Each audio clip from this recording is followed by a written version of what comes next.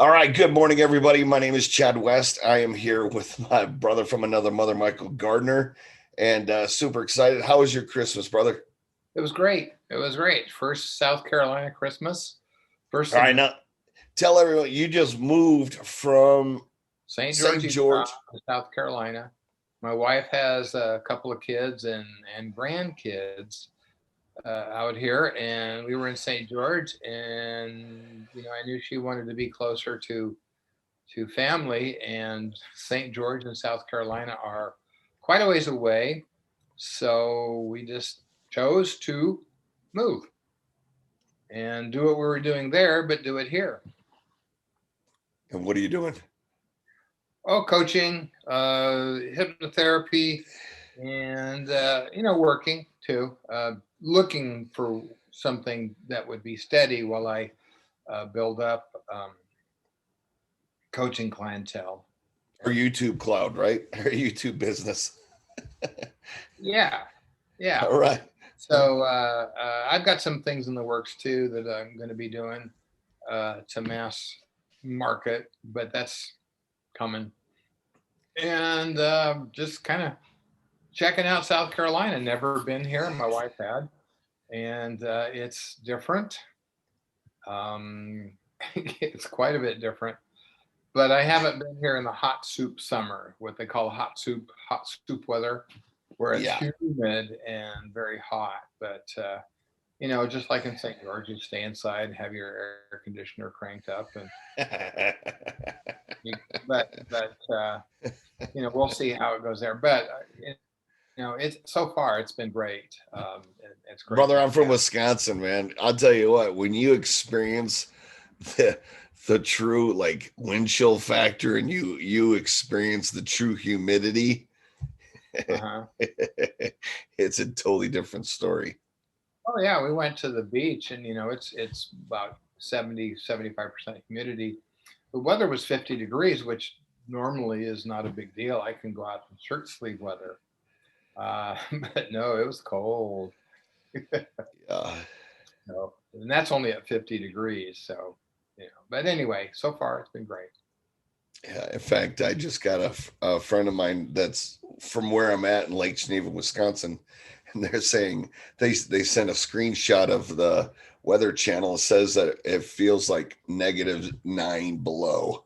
It's like I don't miss that crap at all. Yeah, well, I've been in the -7 was the most in Salt Lake City a couple years ago. That's cold. I mean, that's cold. Well, just wait till it gets, like -70 below. Then you'll understand cold. That doesn't happen here. Oh, Like, you're lucky. It does in Wisconsin, that's for sure. And people are still out skiing and doing stuff. They're crazy. That's why I moved. But yeah. so we are literally less than a week away from New Year's Eve. This is where everybody makes all of their New Year's resolutions and all that stuff. Um, what's your New Year's resolution? I don't have any. I don't make Really? resolutions. No, they don't work. Why is that? It's a good question because when people make New Year's resolutions, and you ask how many have kept them, and usually it's none or a few. It's because you're doing it based on the date, the time of year. It's they don't work because doing it based on the time of year is a wish and a hope, really.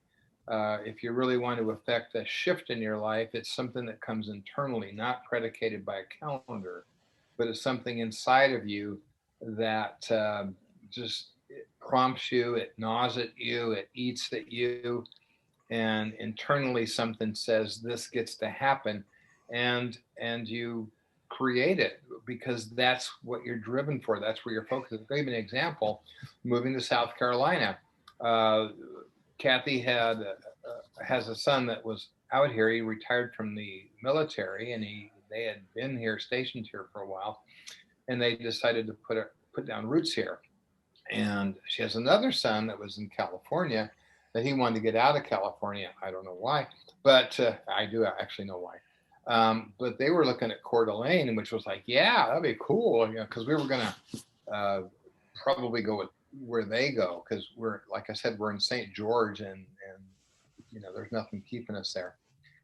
They chose to move to South Carolina, and so her one son was saying, "Well, when are you guys going to move?" And we were like, "Well, we got some things we got to do, and got some bills to pay down and things like that." Well, her other son, in the process of moving, they came through St. George, stayed with us a couple days. And after they left, something inside said, we just get to make it happen. We just get to move. It wasn't predicated upon a date. It wasn't predicated upon the time of year, but something just said, we just get to go. And that's how things shift. And so we chose to move by the end of the year.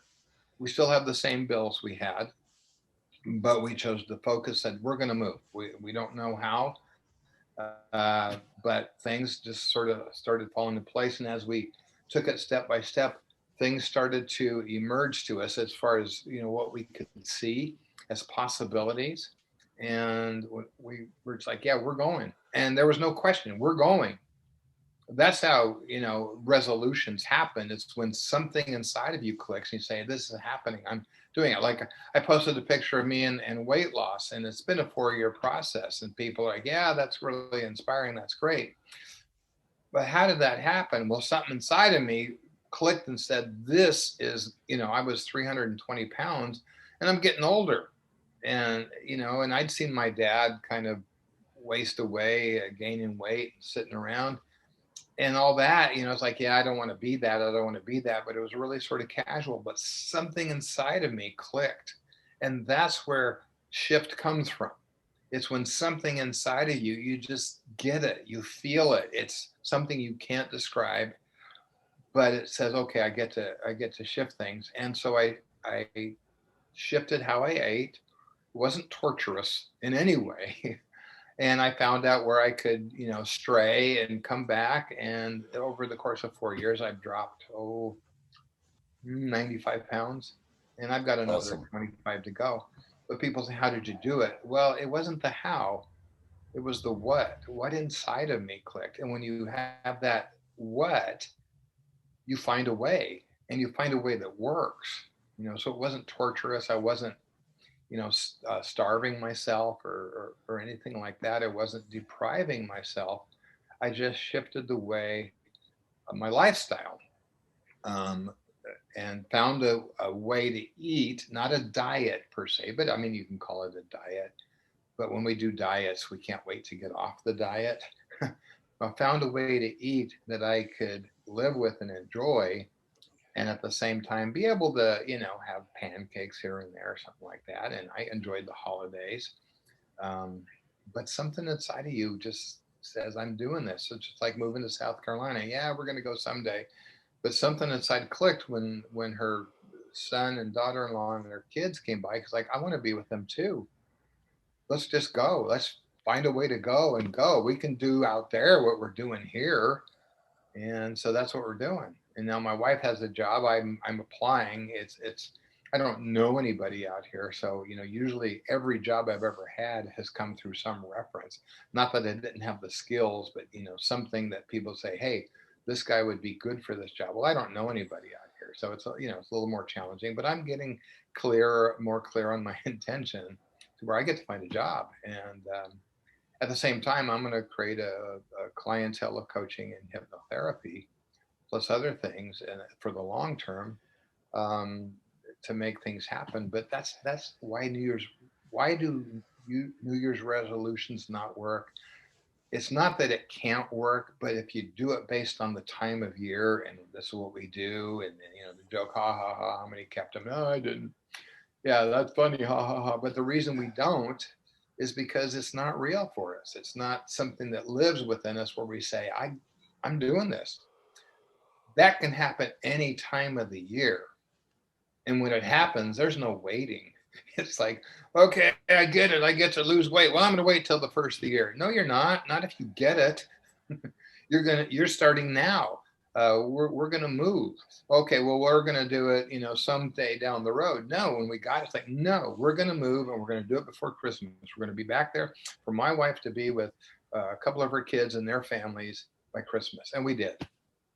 And it was Nice. fun. So that's why New Year's resolutions don't work, because they're not real. They're not intrinsic. They're just sort of a calendar thing that we do, and it's tradition. Make your New Year's resolutions and then break them. Well, I think a lot of it has to do with the people that don't they're not committed. That's why they don't work. Because regardless of the date or the time and stuff, if people are committed, they'll make things happen. Because I mean, I can't even tell you how many people I went through the training with that I can honestly say I know for a fact they're not living their training. Why would somebody go through, thousands of dollars and, all those hours of the training and stuff to just go back to their lives? It's because they were not committed to that change. Just like so many people, when they do start that New Year's resolution, for most people, I believe that it's less than 2 weeks that they stay committed to their New Year's resolution. So it's like, I get where you're coming from, where so many people wish, they want this, they want that, but it's the commitment level that they put towards it. And I liked what you were saying. It's kind of like when you were talking about moving to South Carolina, you didn't know how it was going to work. You were just committed to the move, and everything kind of fell in place, and you were able to make that happen.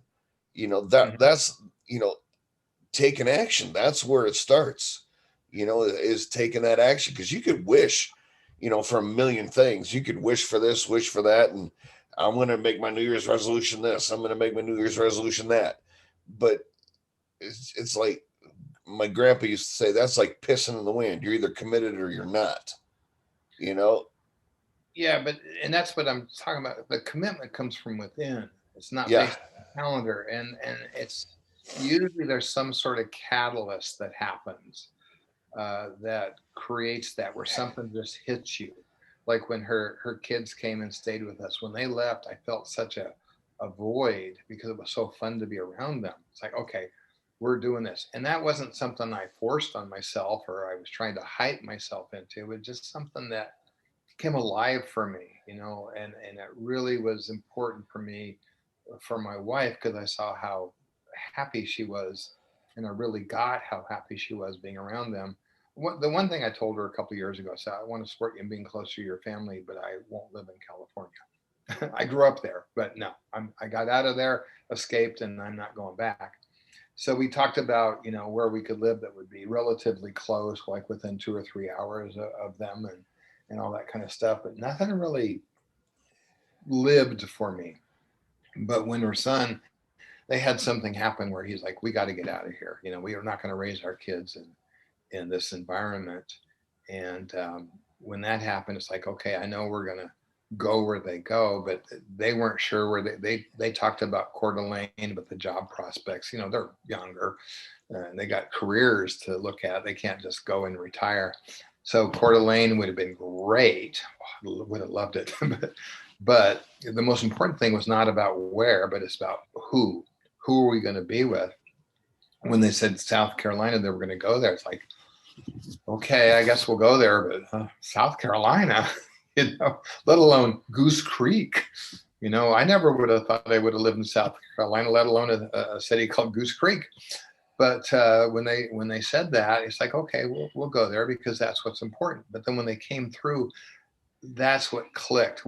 They had a catalyst to get out of California. They talked about it for a while, but then he got a new job, and it's like, well, we want to stay here for a couple of years to get some experience in the job. But something happened uh, that it hit him in the face. This is not where I want to raise my kids. We're getting out. And so anyway, they went back to South Carolina because the job opportunities are better here. And but I was still, yeah, South Carolina, okay, I can do it because I want my wife to be close to her kids. But it wasn't until they came, and that catalyst of them being there and feeling the joy of my wife with her kids and grandkids. Okay, we get to go. We get to go. I didn't force it. I didn't try to manipulate it. It was just something that hit me. Okay, we get to go. And okay, we're going to go. We'll figure it out. And then as I felt to figure it out. We're gonna find a way. It's like, okay, how much would it take to get there? And I figured, okay, we can do that. What are we gonna, how much would it take to have a first and last month? Because we're renting right now. And the answer was there, and it's like, oh, okay, that's how we could do it. And it was actually easy. And then, we got to go across country. We have a Honda Civic. And we don't have furniture because it's all in storage in Oroville, California. But it's like, well, we have more stuff than will fit in the Honda Civic. So it's like, okay, what are we going to do? Okay, we're going to ship it. We shipped it UPS, one box at a time. And it was still like the last little bits, like, is that going to fit in the car? And I kept telling my wife, yeah, that'll fit, that'll fit. Well, it did. But I got to tell you, I had about this much of a rear view mirror shot at the traffic behind me, but we fit everything in there. And there was things that she thought, well, maybe I got to sell because it won't fit in the car. And but I realized it meant something to her. It's like, no, we'll fit it. We will fit it. And we did. And we traveled across country, kind of like the Beverly Hillbillies, with the car loaded up to the gills. But we did it, and it was fun. And here we are, and we're making it happen. And so, yeah, how did that happen? Well, that's commitment. But see, what I find with a lot of people is that they look outside of themselves to find commitment. They want to be, oh, this person's doing this, I want to do that. But it's not something intrinsic. And if you don't really feel it intrinsically, when you hit resistance, which you inevitably will in pretty much anything that's worthy of pursuit, if you don't have it from inside, you'll probably quit somewhere, because I don't want to have to go through this, because it's like in the training. Why are you here? Why was that the first question I'd ask people? Because I know what they're going to go through. I know this is going to be hell. And if you don't have that clear goal or that clear commitment to something, whether it's love, peace, forgiveness, or whatever, when you hit that resistance, you'll check out. Either you'll leave the training, which people did, or you'll just sort of go through the motions for the rest of the training. You've got to have that inside of you, because you're going to hit resistance. Anything worthwhile. Yeah, I totally agree with you. In fact, I had a client that I was coaching for about a month, and I could see she was stuck for the last 3 weeks that we were talking, and she wasn't going anywhere. So I challenged her greatly, and I guess I called her a princess, always needing someone to hold her hand like the little princess she is, and she got so offended that she dropped me as a coach. And I'm like, now hold on a second. You just told me you learned more in one session with me than you have in a year and a half with your therapist. And because I challenged you, you're going to quit. Because I didn't fit her mold and all this stuff, and it's crazy. In fact, when you were talking about all the different changes and stuff, my wife and I, just this last week, we were talking about where do we want to end up? Where do we want to go? And stuff. And we both came up with the same conclusion. We have a house back in Wisconsin. I grew up in Wisconsin. My wife grew up in Wisconsin, and we've got a house out there that we rent, but I would not marry my wife if she said move back to Wisconsin. I'm like, nope, you got to move out of Wisconsin. And she's like, why? I'm like, because you were born and raised there. I'm not going to marry someone that's going to just spend their life in one spot. They need, something more, and she came out here. I went out, drove a U-Haul out here, and we've loved it. And now it's like we're coming to retirement here in a few years, and we're sitting here talking about where do we want to set our bases and stuff, and we can't come up with an answer. So it's like, well, let's buy a truck and a camper trailer, and let's just go all over America. And that excited us both. And I'm like, that's one of the cool things about what we get to do is, you can get clients anywhere in the country. In fact, I got something I want to share with you with this thing that's called a square appointment, where people can make their appointments and stuff right online, and it goes straight to you and stuff. So I'll send that to you later and stuff. But it's exciting, and I'm with you on all of this stuff. You know, it's like if people are not committed, doesn't matter what date it is. You know, because I personally don't know anyone except for me personally that ever kept their New Year's, resolutions, and their commitments to it. I don't know anybody else. I really, and I'm not saying that to be cocky or anything. I'm just saying, people are either committed or they're not committed. And of course, there's always things that I could recommit more to, but I'm Well, with you, brother. which means you're not committed and you can't recommit to Dude, something I where I you're am in control of the record off and hang up on you button, so don't mess with me. okay. But I wanted to say one thing. It's one Talk about button, one push, click, okay. click. We'll step aside from that. But when you are committed, you will take action, and it's not because you have to or you should. You Right. naturally take an action because or sometimes there isn't anything to do in the moment, so it's not like you're constantly in motion physically, but energetically always. And you are taking like what did we do? I mean, what did we do different when we got committed to move back here now? Not a whole lot different, except we put money in different places than we would have had we not been committed. But we you do take an action. We started sending boxes, because this is something we get to do. But somebody's calling me. I was going to ask you, is that you or is that No, my that's phone? that's my phone. And Okay, gotcha. anyway, so all that said, I'm not saying don't make New Year's resolutions. You can do them, or somebody can do them or not do them. But if you're really committed, it's not going to be determined by the time of year. It's going to be determined by what's inside of you, and that's what causes a shift in life. All right, Michael. So we're down to our last couple minutes here. I want to sum this up by just saying if you had every person you've ever trained in, Harmony, Great Life, all those places, Impact, and all that, what would you say to them right now, summing it up here in the last couple minutes? What would you say to them about New Year's resolutions? They're all sitting in front of you at the same time. What would you say?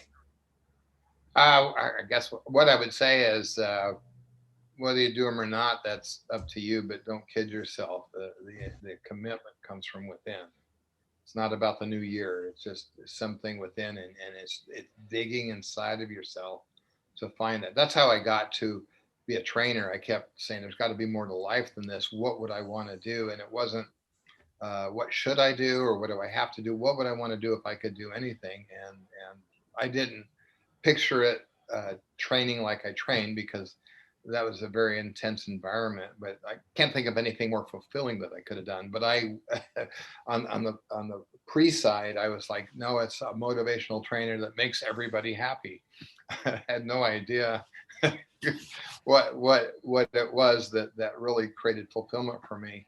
And those things are fine too, but except you don't have the power to make somebody happy. But I say, it's not about the new year. It's about what's inside of you, and that's where you get to dig. Right on.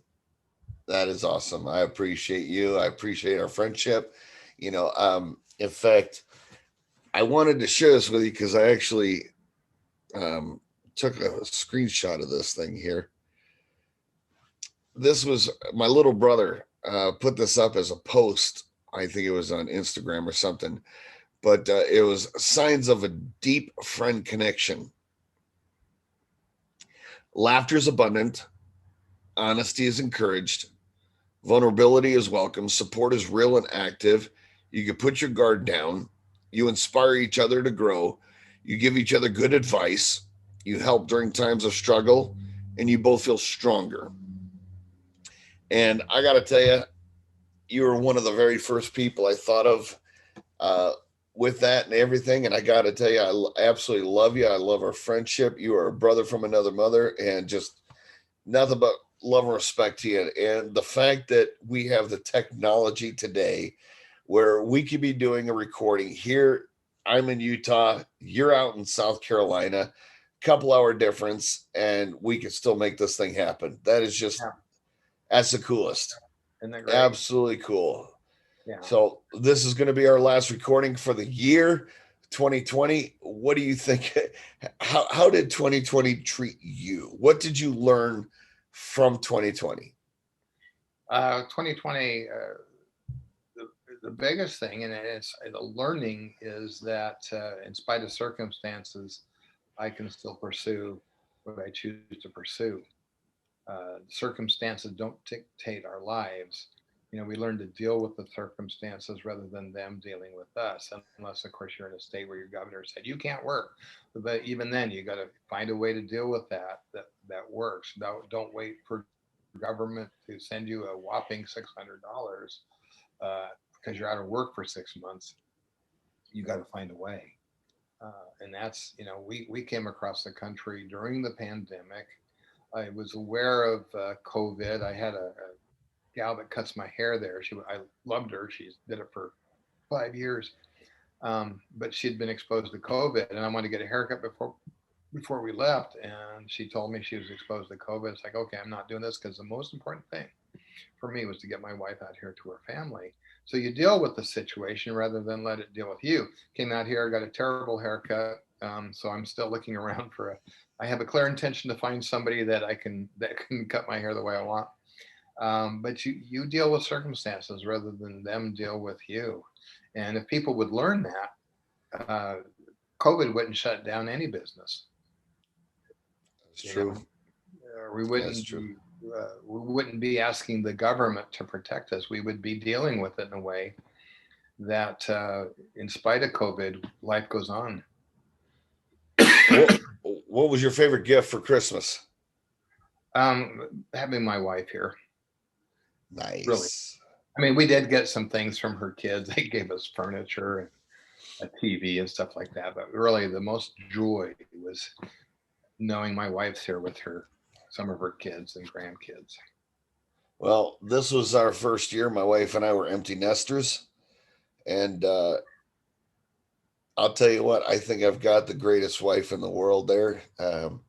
Not many wives will buy their husband an AR-15 for Christmas. So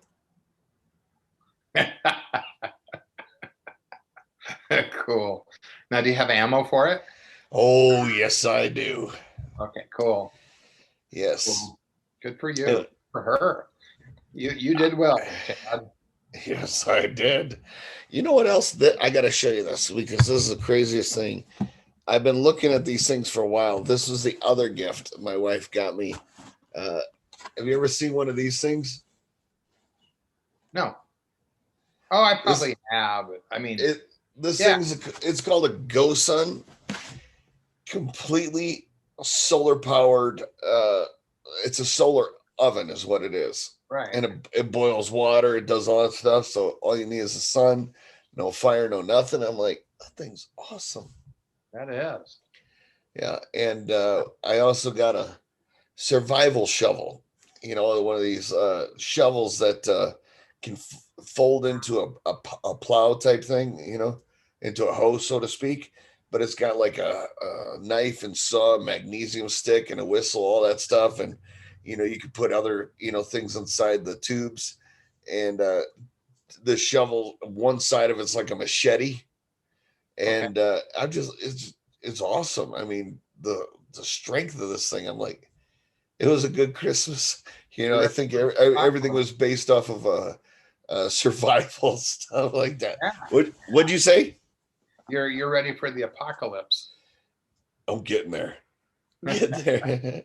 Although my one of the clips I did get with my AR-15 is a 60 mag, magazine clip there, which is I'm not gonna lie, it's intimidating as hell when you pop that thing in there, because it comes with a little 30 clip, and then I got a couple extra 20 clips, And I went back to go get a couple more clips, and they didn't have any except these big ones. And this one is a 60 bullet capacity magazine.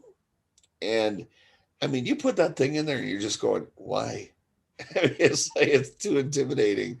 But it's like when you go shooting, oh, it's the funnest thing you'll ever shoot, man. I'll tell you. You know, Nice. Nice. so yeah, it was great. I still Cool. have your guys' cards up on my ceiling. Looking at them right now, right now, they're both right there. So I'll have to come out to South Carolina and definitely put up a card on your ceiling Yep. there. It'll be cool. You All right, bet. brother. Next time, forgiveness. Forgiveness. Yes. Let's do it. All right, brother. See ya. All right. Thank you so much for your time. Thank Have you. thank you. Bye. Bye-bye.